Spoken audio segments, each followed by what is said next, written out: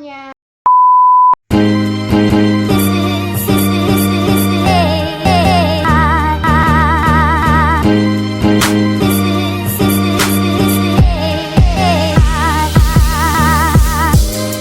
Hai teman-teman semuanya, Assalamualaikum. Selamat pagi, salam sejahtera bagi kita semua. Om Swastiastu, Namo Buddhaya.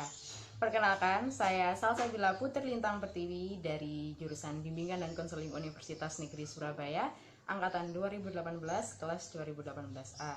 Di sini saya akan menjelaskan tentang salah satu teknik yang ada di BK Karir, yaitu teknik karya wisata. Yuk simak videonya.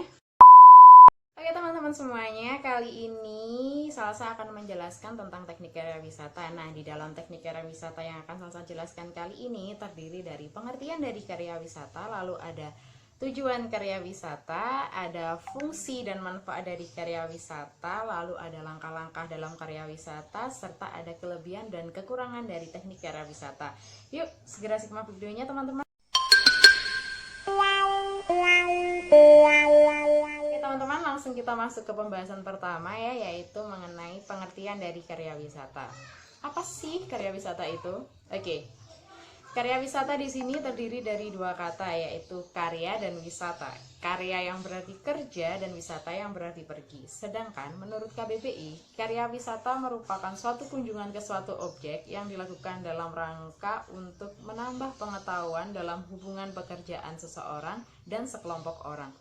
Seperti misalnya kita pergi ke museum, ke kebun binatang, ke agrowisata, atau ke tempat-tempat lain yang dapat berkaitan dengan karir yang akan didalami oleh peserta didik.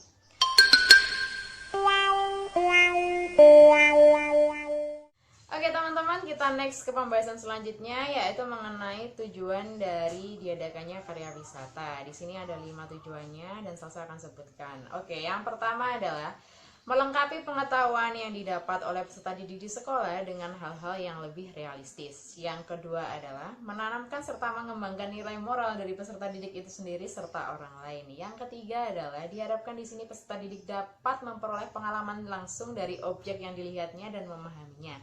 Yang keempat adalah peserta didik dapat belajar memecahkan persoalan yang dihadapinya dalam pelajaran. Dan yang terakhir adalah peserta didik mampu memahami pelajaran yang telah disampaikan oleh gurunya. Jadi itu tadi adalah 5 tujuan dari diadakannya karya wisata. Oke, next kita masuk ke fungsi dari karya wisata itu sendiri. Jadi fungsi dari karya wisata ini adalah guna mengunjungi objek atau tempat-tempat yang menarik yang berkaitan serta sesuai dengan pelajaran tertentu. Serta di sini guna untuk mengetahui lingkungan serta masalah apa yang kelak akan dihadapi. Dengan demikian, peserta didik diharapkan dapat meningkatkan rasa tanggung jawab, kerjasama, kepercayaan diri, serta mengembangkan bakat yang ada di dalam diri peserta didik tersebut. Setelah kita tadi membahas dan mengetahui tentang tujuan serta fungsi dari teknik karya wisata, kini kita akan membahas tentang manfaat dari teknik karya wisata itu sendiri. Di sini saya akan menyebutkan 3 manfaat dari teknik karya wisata. Yang pertama adalah guna memperluas minat serta perhatian dari peserta didik itu sendiri. Yang kedua adalah memperkaya ilmu pengetahuan bagi peserta didik. Dan yang terakhir atau yang ketiga adalah untuk membuktikan benar atau tidaknya pengajaran yang telah didapatnya di sekolah. Jadi itulah 3 manfaat dari teknik karya wisata itu sendiri.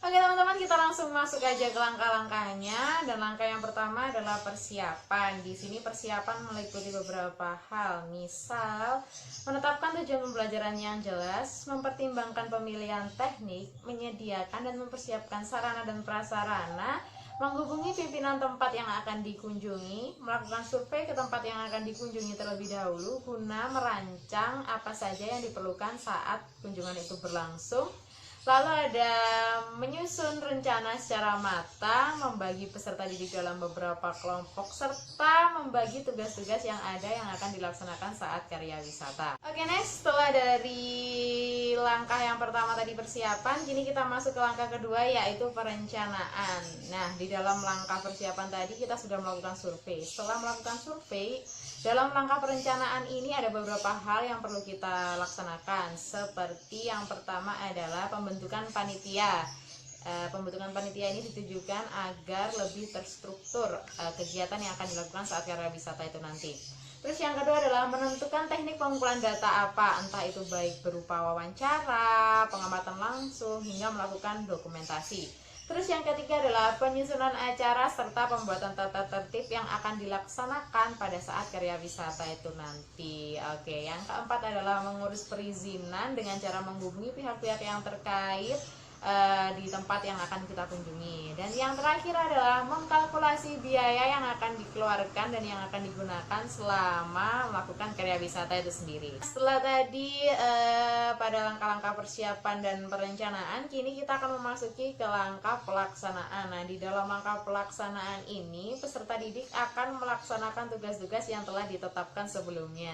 Dan di sini pula guru harus mengawasi serta membimbing peserta didik dalam menjalankan tugas-tugasnya. Tak lupa pula di sini guru juga berperan dalam menegur apabila peserta didik melakukan kesalahan atau juga melanggar tata tertib yang telah dibuat serta disepakati sebelumnya. Setelah dari langkah pelaksanaan, kini kita akan masuk ke langkah membuat laporan akhir dari karya wisata. Nah, di sini nanti peserta didik diharuskan untuk berdiskusi tentang apa saja yang telah mereka dapatkan di karya wisata, lalu mereka harus membuat laporan terhadap hasil pengamatan yang telah mereka lakukan di saat proses karya wisata itu sendiri. Setelah itu, peserta didik juga harus menindaklanjuti laporannya dengan bisa menggunakan grafik, membuat gambar, dan lain-lain. Nah, setelah tadi melewati 4 langkah, yaitu persiapan, lalu ada perencanaan, pelaksanaan, serta pembuatan laporan akhir dari karya wisata, kini kita memasuki langkah terakhir, yaitu evaluasi. Evaluasi ini berguna untuk mengevaluasi seberapa efektifkah teknik yang digunakan dalam kegiatan yang telah dilaksanakan sebelumnya. Jadi, itulah langkah-langkah yang ada dalam teknik karya wisata.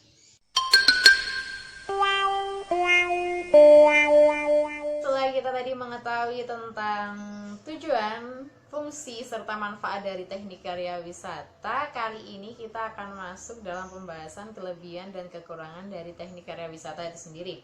Langsung saja kita masuk ke dalam kelebihan dari teknik karya wisata. Yang pertama adalah peserta didik dapat menambah kreativitasnya serta meningkatkan minatnya setelah dia mendapatkan pengalaman baru dari karya wisata itu sendiri.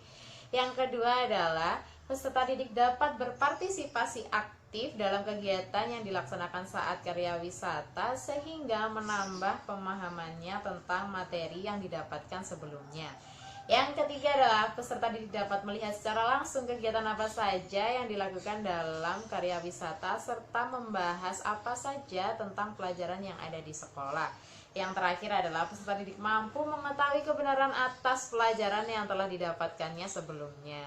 Oke, selain memiliki kelebihan, ternyata teknik karya wisata itu sendiri juga memiliki kelemahan teman-teman, seperti persiapan yang lama, melibatkan banyak pihak, perencanaan yang harus benar-benar matang, biaya yang cukup mahal, pengawasan yang harus lebih ketat di setiap aktivitas dari peserta didik, serta biasanya dalam karya wisata ini lebih menonjolkan unsur rekreasi sehingga unsur studi di sini terabaikan.